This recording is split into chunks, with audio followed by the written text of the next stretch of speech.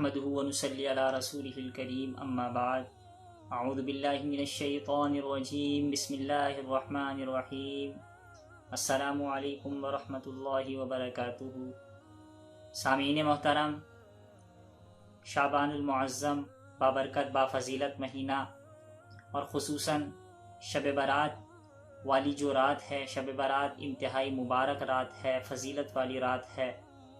لیکن افسوس کا مقام یہ ہے کہ مسلمان اس کی فضیلت کو پہچانتے نہیں، اس کی قدر کرتے نہیں، اور کئی مسلمان ایسے ہیں کثیر تعداد میں جو اس رات سے متعلق غلط عقائد کا شکار ہیں، بدعات اور رسومات اور خرافات کا شکار ہو کر اس رات کو ضائع کر دیتے ہیں۔ تو میں ان رسومات میں سے چند ایک کا تذکرہ آپ حضرات کے سامنے کرنے لگا ہوں تاکہ ہم ان رسومات سے، ان بدعات سے، ان غلط عقائد سے بچ سکیں۔ تو پہلی بات یہ یاد رکھیں کہ شعبان کی جو 15ویں رات ہے، شعبان کی 15ویں رات یعنی کہ شب برات، اس کی عبادت کو فرض یا واجب کا درجہ دے دینا کہ بھئی یہ تو فرض ہے، یہ واجب ہے، اس میں عبادت کر لیا تو سال بھر کچھ کرنے کی ضرورت نہیں، کوئی نماز پڑھنے کی ضرورت نہیں، کوئی دیگر عبادت کرنے کی ضرورت نہیں، بس اس میں عبادت کر لو تو بیڑا پار ہے، یہ ایک غلط عقیدہ ہے۔ اور پھر اسی بنیاد پر پوری رات جاگ کر صبح کی نماز کو ضائع کر دینا، دیگر اعمال کو ضائع کر دینا، فرائض و واجبات سے پہلو تہی کرنا، یہ شریعت کے مزاج کے خلاف ہے، یہ شریعت کے اصول کے خلاف ہے، یہ غلط عقیدہ ہے، اس سے ہمیں بچنا ہے۔ دوسری بات یہ یاد رکھیں کہ بعض لوگ شب برات کو، جو شب قدر ہے، جو رمضان المبارک کے آخری عشرے کی طاق راتوں میں سے کسی ایک رات میں ہے، تو اس شب قدر کے برابر اس کو درجہ دے دیتے ہیں، یا بعض لوگ اس سے بڑھ کر اسے درجہ دیتے ہیں۔ حالانکہ یہ بات بھی بالکل غلط ہے۔ شب قدر کی فضیلت، شب قدر کا درجہ بہت زیادہ ہے۔ قرآن و حدیث کی واضح آیات اور احادیث قرآن مجید کی واضح آیات اور احادیث مبارکہ کی قوی دلائل کی بنا پر شب قدر کی فضیلت ثابت ہے، لیکن شب برات کی فضیلت اور اہمیت اس سے کم ہے۔ اور تیسری بات یہ یاد رکھیں کہ بعض لوگ اس شب برات میں مساجد میں جمع ہونے کا اہتمام کرتے ہیں، عبادات کا اہتمام ہو رہا ہے، نوافل کا اہتمام ہو رہا ہے،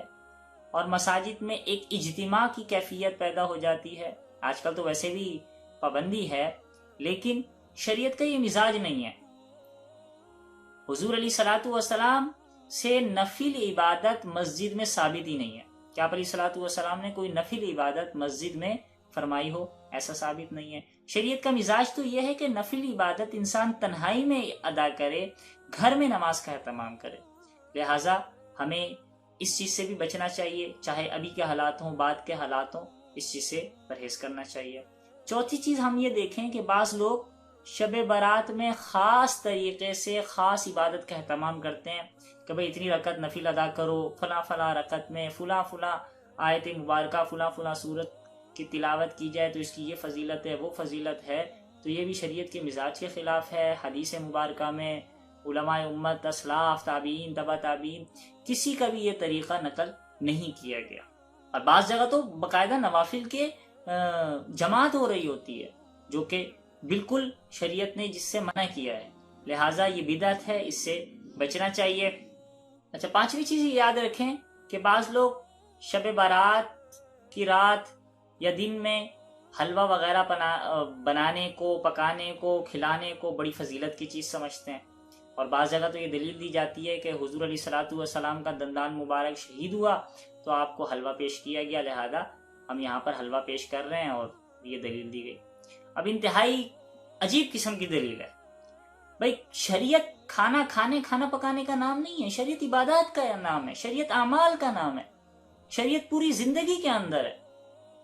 ایک بات تو یہ، دوسری چیز آپ یہ دیکھیں کہ حضور علیہ الصلوۃ والسلام کا دندان مبارک شہید ہوا غزوہ احد میں۔ غزوہ احد ہوا شوال المکرم کے مہینے میں۔ اب کہاں شعبان، کہاں شوال، اس کا تو کوئی تک ہی نہیں بنتا۔ لہٰذا یہ چیز ضروری سمجھ لینا، اہم سمجھ لینا، عبادت کا درجہ دینا یہ بدعت، خرافات اور رسومات سے زیادہ اس کی کوئی حیثیت نہیں۔ بعض لوگ شب برات میں خصوصیت کے ساتھ ایصال ثواب کا اہتمام کرتے ہیں اپنے مردوں کے لیے، جو انتقال فرما گئے جو لوگ، تو یاد رکھیں نفساً ایصال ثواب میں تو کوئی حرج نہیں ہے، لیکن ایصال ثواب کے لیے دن متعین کر لینا۔ اچھا، پھر ایصال ثواب کے حوالے سے جو لوگ ایسا کرتے ہیں ان کے عقیدے بہت غلط ہیں کہ بھئی اس رات میں روحیں آتی ہیں، روحیں کھانوں کا انتظار کرتی ہیں، وہ گھروں کی دہلیز پر بیٹھی ہوتی ہیں۔ کہیں بھی شریعت میں یہ ثابت نہیں ہے۔ شریعت تو یہ کہتی ہے انسان کا انتقال ہو گیا، اب روح کا تعلق یہاں سے رہا ہی نہیں ہے، دنیا سے ختم ہو چکا ہے روح کا تعلق، لیکن لوگوں نے عجیب و غریب عقائد گھڑ لیے ہیں، لہٰذا اس بنیاد پر ایصال ثواب کرنا شریعت میں اس کی بھی کوئی اصل نہیں ہے، یہ بھی بدعت ہے۔ اور اس کے ساتھ ساتھ ایصال ثواب کا تعلق تو خلوص نیت کے ساتھ ہے، انسان عبادت کرے، اپنے مردوں کو اس عبادت کا ثواب پہنچائے۔ ایصال ثواب تو زندگی کے کسی بھی لمحے میں کیا جا سکتا ہے، اس کے لیے کوئی دن متعین کر لینا اور پھر اس دن میں ضروری سمجھنا، یہی چیز دین کے اندر اپنی طرف سے نئی نئی چیزیں ایجاد کرنا اور بدعت یہی چیز کہلاتی ہے۔ بعض لوگ اس رات میں قبرستان جانے کو بہت ضروری سمجھتے ہیں اور دلیل پیش کرتے ہیں کہ بھئی حضور علیہ الصلوۃ والسلام قبرستان گئے تھے، تو یاد رکھیں کہ وہ حضور علیہ الصلوۃ والسلام جو قبرستان گئے تھے وہ ایک حدیث مبارکہ ہے، اور وہ بھی زندگی میں ایک مرتبہ یہ چیز ذکر آتی ہے کہ شب برات کی رات تھی، تو شب برات میں حضور علیہ الصلوۃ والسلام قبرستان گئے، تو وہ کوئی فرض نہیں، کوئی واجب نہیں۔ اگر فرض واجب کا درجہ ہوتا تو ہر شب برات میں آپ علیہ الصلوۃ والسلام جاتے، صحابہ کرام رضوان اللہ تعالی اجمعین کو تلقین کرتے، ان کا یہ عمل ہوتا، تابعین تبع تابعین علماء اسلاف کا یہ عمل ہوتا، لیکن ہمیں ایسا کہیں نہیں ملتا، تو پتہ یہ چلا کہ یہ بھی کوئی اصل نہیں ہے۔ ہاں، اگر سنت پہ عمل ہی کرنا ہے تو زندگی میں ایک مرتبہ شب برات میں قبرستان چلا جائے، پھر وہاں جا کر خرافات ہوتی ہیں، آپ قبرستان میں جا کر دیکھ سکتے ہیں، میلے ٹھیلے اور جناب